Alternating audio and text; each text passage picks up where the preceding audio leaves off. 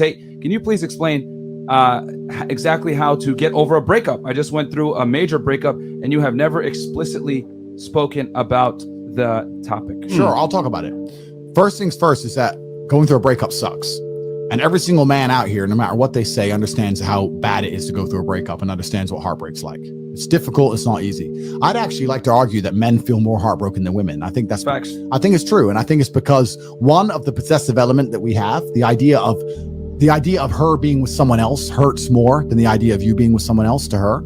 And secondly, because you have a lot less options than she has instantly. So I think that breakups are worse for men than they are for women. And I understand how difficult and hard they can be. However, the unfortunate reality is that chasing her and being dedicated to her and saying you're going to do whatever she wants, etc., is very unlikely to work. When I get a message from whoever and he goes, "My wife left me, I'm devastated," I say, "I understand. I completely understand how hard it can be to lose a woman that you've given your entire life to, and you've done so many nice things, and then because of one thing you did, her innate and absolutely insane level of ungratefulness has turned her bitter, and she now talks to you like she hates you over one thing you've done after thousands of efforts showing how dedicated you are to her. And even now that you're prepared to die for her, she doesn't give a shit about you. I understand that pain." But my answer is, good. It's still good. When bad things happen to me, You love it. I kind of enjoy it. And I think that maybe it's perhaps I just enjoy it for the story. Perhaps my whole life is not about trying to find comfort, it's trying to find challenges, and it's trying to find stories. I'll be very honest with you. Even in jail, my brother and I kept saying this is probably the best story, one of our best ever stories. That's what life is about to me. And if you were to say to me right now, "Andrew, do you want to spend a year living in comfort and flying around the world and sleeping with girls and doing whatever, or do you want to spend a year in a jail in Mongolia?" I'd probably choose the jail. Maybe I'm a sadist. Maybe I'm nuts. But for me, it's all about the challenges. It's not about the comforts. That's what I'm interested in. And I want to have stories to die with. Life, the purpose of it is to learn, and it is to struggle, and it is to suffer. And I don't think that we are put on the planet to be happy. I actually genuinely believe we are put on the planet to learn things and to struggle and to genuinely suffer. I think that life is suffering. And I'm not saying this in a negative way. I think that if you want to be any kind of man of caliber, your life needs to be full of suffering. If you don't have that story of pain, you don't have a story at all. It's just the way the world works. You're not going to be a credible man who is respected if you don't have a bunch of pain and problems in your past. If you wake up and you're born as a man and everything goes exactly to the way you want it to, and everything's nice and easy, nobody's going to respect you, and you're not even going to be happy yourself. I believe that also the masculine imperative not only is to give, like we said earlier, but it is to overcome struggle. We look at struggles and we look at problems and we want to overcome them. When you're truly heartbroken, you can't even sleep, and your mind is constantly preoccupied. And instead of seeing that as a negative, what you need to do is use that as a source of unlimited power. If I was truly heartbroken today, let's imagine, and I could barely sleep, I'd be in better shape than I've ever been. I'd train like a fucking animal. You have to just take the energy inside of you. Energy cannot be destroyed. It can only be converted, whether it's heat into light or momentum into friction or however you want to put it, right? Energy cannot be destroyed. It can only be converted from one form to another. And you have to look at that and understand that the sadness inside of you is energy. You can't destroy it, but you can convert it into something else which is constructive. And you just have to suck it up, buttercup, and get over it. Yeah. And there's no other way to do it. And obviously having an abundance of women makes that easier. But I wouldn't even put it that way. I'd say if you were with a woman and you lost her and you're now lonely and she's going to be moving on and you're absolutely utterly heartbroken and you're destroyed inside, I understand how difficult that is. But now you have genuine sadness inside of you, which is unlimited motivation for you to become a fucking beast, to become an animal. And by the time you're finished becoming an animal, you won't care anymore. So if you really want to cure yourself, you need to say, I'm going to get a six-pack and I'm going to get bigger arms. And by the time my arms are this size and I have a six-pack, then I'm going to think about that bitch. And you'll realize you don't give a shit about her anymore. Think about the biggest transformative stages in your life. Think about the times you got the most work done. It was a bad part of your life.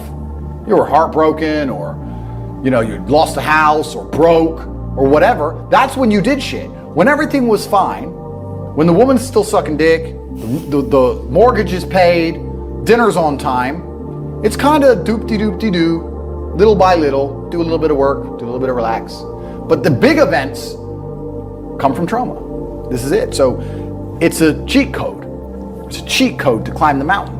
Anything in the world that makes you happy that you currently have, whether it's a person, whether it's a job, whether it's a scenario, whatever it is, also has the exact inverse capability to make you extremely angry. So you have to accept this about You're life. quite detached, man. You're quite detached from everything that you also own. You say you love it, but at the same time, you're okay with letting go. Well, that's because I think I have confidence in myself to get it all back. And that's also because I have quite a lot of emotional control. Adult happiness for me is just a lack of absolute sorrow. Like, there's no such thing as cold. There's only a lack of heat. Scientifically, cold doesn't exist. Heat exists, and a lack of heat creates cold. Well, I think it's the same thing with happiness. There's no such thing as happiness. There's just a lack of sorrow. If I'm not grief-stricken, if I'm not sitting here and I'm really devastated, if my family members haven't died, if I'm not bawling my eyes out, if I'm not really struggling, then I'm a happy person because I'm not completely sorrow-filled. I think a lot of people are somewhere in the middle, and they think because they're not at that giddy, childish happiness, there's something wrong with them. No grown-up adult is supposed to live at the fucking absolute peak of life's great, I'm happy. No one's supposed to live that way, and we're told we're supposed to live that way, and that if you ever feel a little bit sad, there's something wrong with you. That's not true. We're human beings. It's perfectly normal to wake up and be pissed off and be sad or be this or be that, because there's nothing wrong with it. The only thing that's wrong with it is to sit there and believe that you need to start taking a pill to fix it. Life as a man is pretty shit, and you're gonna feel shit for a pretty large percentage of the time. But you're only going to ever escape that if you just perform regardless. You have to perform when you feel bad. As a man, you can't say, I will perform when I feel good. It doesn't work that way because our heads are too complicated and life's too complicated. There's too much on our shoulders and we have too much stress and too much pressure. Our heads are fucked. You have to be the kind of person who says, I perform regardless. Her revenge on you is instant. Her revenge on you is running, getting on a boat and fucking 5 guys and going out to party and you're sitting at home alone. Her revenge is instant. Your revenge takes a little bit longer. But it is a better revenge overall. It takes, like all good things in life, good things come to those who wait. Good things don't come instantly.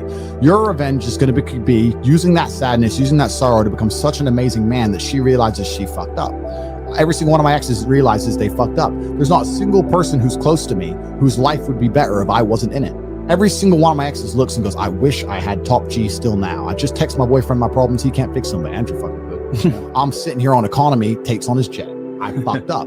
And so if you get to take that sadness and sorrow and truly become the man that you know you can become, then your victory comes. It's maybe a little bit delayed, but it's certainly and utterly is coming, and you should be excited by that. You need to look that there'll be a day where she regrets the decision she made. There'll be a day where she understands that she fucked up and her life would have been better if she kept me. And I'm going to prove it to her. If you were to find the best men on the planet, I guarantee they've been through a bunch of terrible things.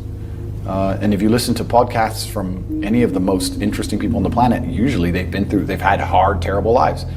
And you can use that trauma to become a better person, or you can let that trauma consume you and destroy you. But I thank God for all of it, because it gave me endless power to become the person I am. If you're truly angry or truly unhappy, then you can't sleep.